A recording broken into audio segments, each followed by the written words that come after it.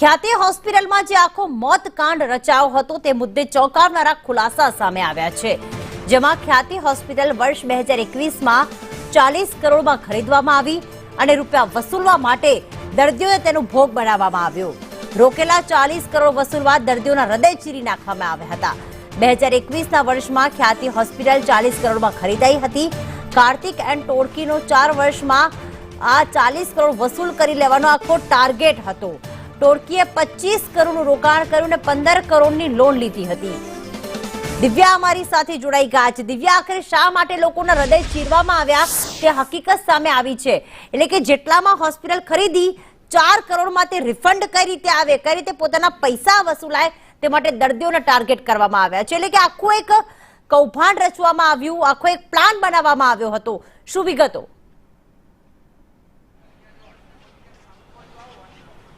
પ્રીતિ, ખ્યાતિ હોસ્પિટલને લઈને આજે 1 મહિનો આખો છે તેનો કાંડ બહાર આવ્યો હતો। તેનો 1 મહિનો વીત્યો છે અને 2 દર્દીઓના જે રિપોર્ટ છે તે પણ હજી મૃતકોના 2 દર્દીઓના પ્રાથમિક રિપોર્ટ આવી ગયા હોવાનું આરોગ્ય કમિટીના સભ્યએ નિવેદન આપ્યું હતું, પરંતુ હજી સુધી આ રિપોર્ટ છે તે સામે નથી આવ્યો। કરોડોના પૈસે જે લોન લઈને હોસ્પિટલ ખરીદવાની જે વાત હતી, પરંતુ તેનાથી બમણો નફો મળી રહે, કેવી રીતે આ મળી રહે તે માટેનો જ પ્લાન પહેલાથી જ ઘડાઈ ચૂક્યો હતો અને સાથે જ આખા જે પ્રી પ્લાનિંગ થી આખી હોસ્પિટલમાં છેલ્લા કેટલાય વર્ષોથી ગામડાના વિસ્તારોના ટાર્ગેટ કરવામાં આવતા હતા અને તેમની ખોટી સર્જરી કરવામાં આવતી હતી અને પીએમજેવાય સરકારી યોજના હેઠળ ફંડ ભેગું કરવામાં આવતું હતું, એટલે કે લોન કરતા પણ બમણો નફો આ ખ્યાતિકાંડના હોસ્પિટલના સંસ્થાપકો દ્વારા આચરવામાં આવ્યું હતું।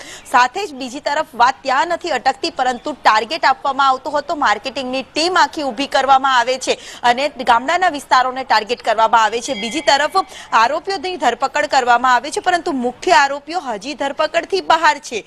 બીજી તરફની જો વાત કરીએ સમગ્ર કેસમાં, તો એક બાદ એક હજી પણ ખુલાસા થઈ રહ્યા છે। અત્યાર સુધીમાં 6 આરોપીઓના 164 મુજબના નિવેદનો પણ લેવામાં આવ્યા છે। 164ના નિવેદનો એટલે જજની સમક્ષ આ નિવેદનો છે જે આરોપીઓ આપતા હોય છે અને તે જ પ્રકારે તેમના નિવેદનો લેવામાં આવતા હોય છે। Rare of the rare case ગણીને આ તમામ જે જવાબ છે તે રજૂ કરવાના આવતા હોય છે અને કોર્ટ આ પ્રકારે 164ના નિવેદનની પરવાનગી આપતી હોય છે। બીજી તરફ ઈડી તરફથી પણ હવે આ સમગ્ર કેસને લઈને તપાસ છે તે કરવામાં આવશે, કારણ કે હજી પણ કરોડોના ફંડ ચાઉ કર્યા હોય આ ખ્યાતિ હોસ્પિટલના સંસ્થાપકોથી લઈને સૌ કોઈ આરોપીઓએ, તેવી પણ એક શંકા જોવા મળી રહી છે। સાથે જ અત્યાર સુધીમાં 112 લોકોના જે મોત થયા છે તેમની પણ તપાસ રિપોર્ટ છે જે ક્રાઇમ બ્રાન્ચ છે તે 1 અઠવાડિયાની અંદર સોંપી શકે તેવો પણ એક ટાર્ગેટ છે તે આપવામાં આવ્યો છે, એટલે કે ક્રાઇમ બ્રાન્ચે કેટલા મૃતક થયા છે, તેમનું કઈ રીતે મૃત્યુ થયું હતું, ક્યારે સર્જરી કરવામાં આવી હતી, તે તમામે વિગતવાર રિપોર્ટ છે તે રજૂ કરવાનો છે, એટલે કે હજી પણ આ કેસમાં નીત નવા ખુલાસા